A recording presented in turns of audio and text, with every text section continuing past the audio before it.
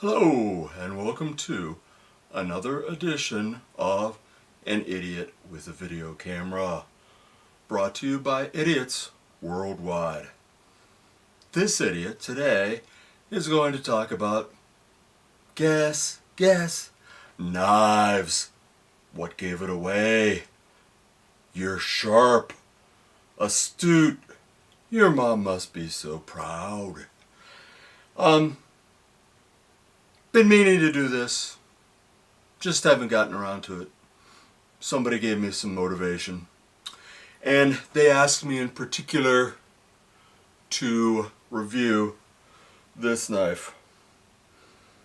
This is a Wander Tactical Mistral tie. I'm not going to do things like weigh it. You can go to the manufacturer's website. It is a fairly hefty knife. Micarta slabs, D2 blade, tie frame, the ability through using this little hole and an included pin to turn it into a quasi-fixed blade that'll support the World Trade Center or something. I don't know. Good clip. I really do like the clip. For a spring clip, does everything you need. Everything about this is sort of a contradiction, I think. It's as though they're trying to be rough around the edges, but there's a plan and a checklist to achieve that end. Be that as it may, be any questions of sincerity there, putting them aside. We have a 3.5-inch D2 blade, the micarta slabs, and this is a black blood finish. This is an interesting finish. It's a nanoparticle finish made of ceramic. And essentially what it does is it has such a low coefficient of friction, it's so slippery that things don't stick to it. It's self-lubricating, and that's also how wear is largely eliminated, because when something does hit it, it slides off right away, believe it or not. So for all its roughness, there's some pretty tech stuff going on here. The roughness. I feel like I don't so much hold the knife as the knife sort of impales itself into my palm. None of the edges are smoothed down. Everything's rough. But you know what? On the other hand, you get a really sure grip. I can't see this grip ever slipping. It doesn't rely upon surface texture, which I love. It relies upon shape. It relies upon the roughness. So there's a lot of good here. The other good thing, and what attracted me initially to this knife, was the locking mechanism. I'm a fan of different locking mechanisms, and I'm also paranoid that somehow in my idiocy I'm going to cut off my fingers because a lock fails. So this lock was great. If you listen, you might confuse this with an AR-15, but it's really a pocket knife. Try that again. So there's that little bit of a sound of a bolt dropping shut, almost like you're chambering around. This pin extends through the knife. It catches both sides of the tie, and both sides of the knife push down to anchor that in place. I like the fact that rather than your typical one-sided frame lock or liner lock, this uses both sides. So you get a stronger lock. I would think longevity is going to be better since stresses are distributed better.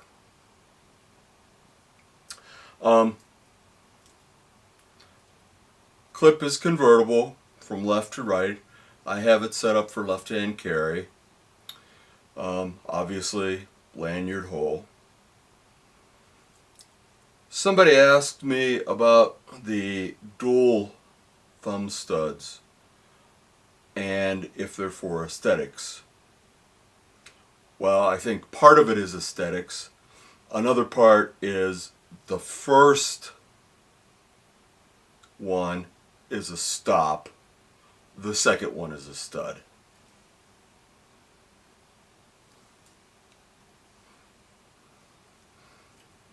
Not quite one-handed on everything, but it's not hard to operate.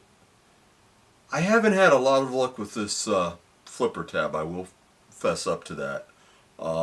Sometimes it works, sometimes it doesn't. Yeah, the detent is weird on this. So there we go. By weird, I don't mean weak. I mean, we'll get this into the standard position and there's not a millimeter of blade movement. That blade ain't going anywhere. Not unless you want it to. You want it to, it's very sure, it's very smooth, and you know, unlike what a lot of people, or most people and most reviewers are saying, I'm not using any wrist. I'm just using thumb. And either these people are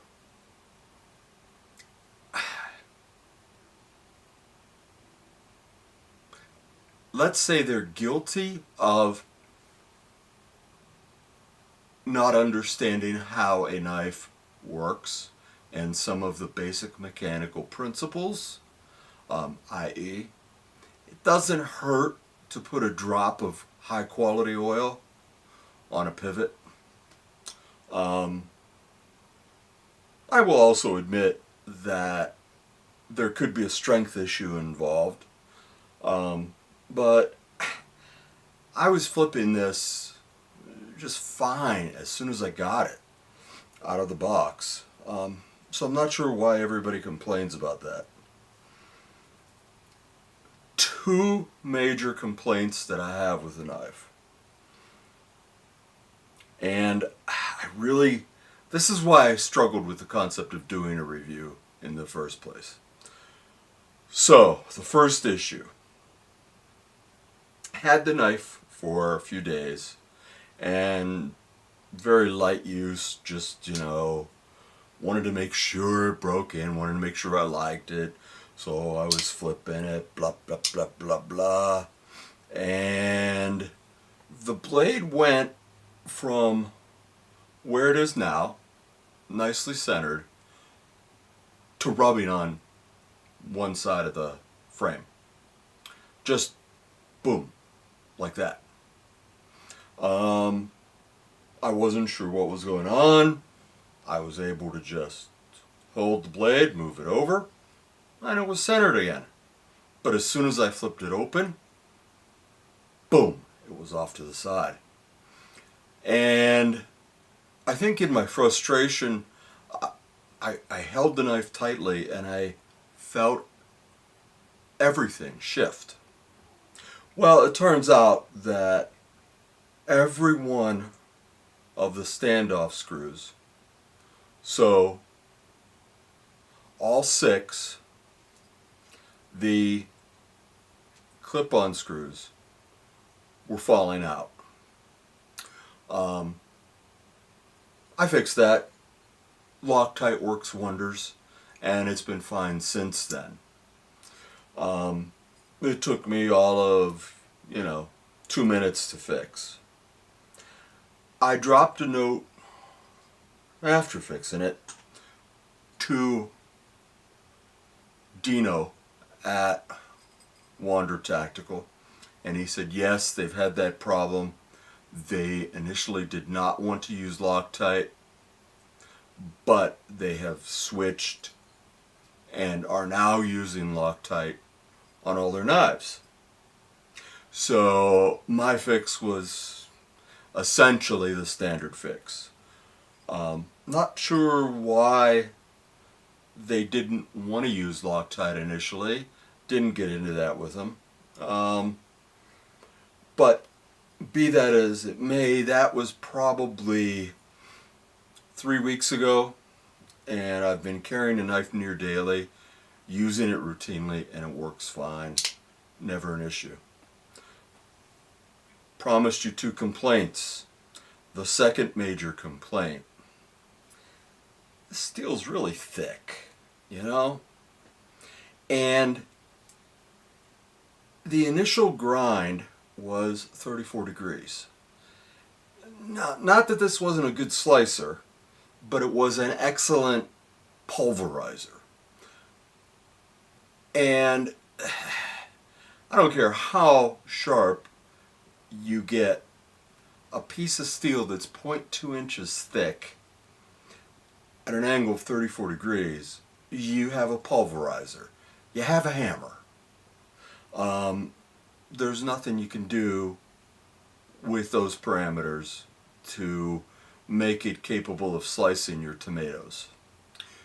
So I reprofiled it and changed the angle to 29 degrees. World of difference. And I will say that there is absolutely no issue with edge retention that I've come across yet. Now, I haven't done anything like chop down a cherry tree or anything like that. I will also say that I do all my work by hand, and I reprofiled using the Wicked Edge 50 grit diamond stone. Cuts pretty fast, unless it's 0.2 inch thick D2 steel that's been cryogenically treated and then heat treated. In which case, to do a minor reprofile will take somewhere on the order of 6 hours of up and down, back and forth, up and down, back and forth. This is the way we profile our knife, profile our knife, profile our knife. Yeah, okay, there's something not right with me. To give you an idea of thickness in the real world and what overbuilt beefy means, I'm going to compare it to the Spyderco Tough. The Tough is traditionally looked upon as, well, tough. Duh.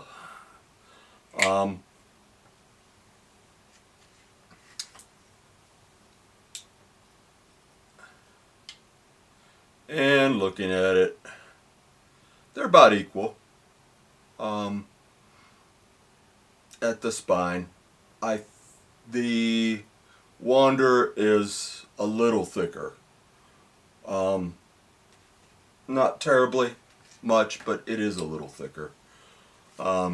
Comparing it to another little knife, the Darn Dow, again from Spyderco.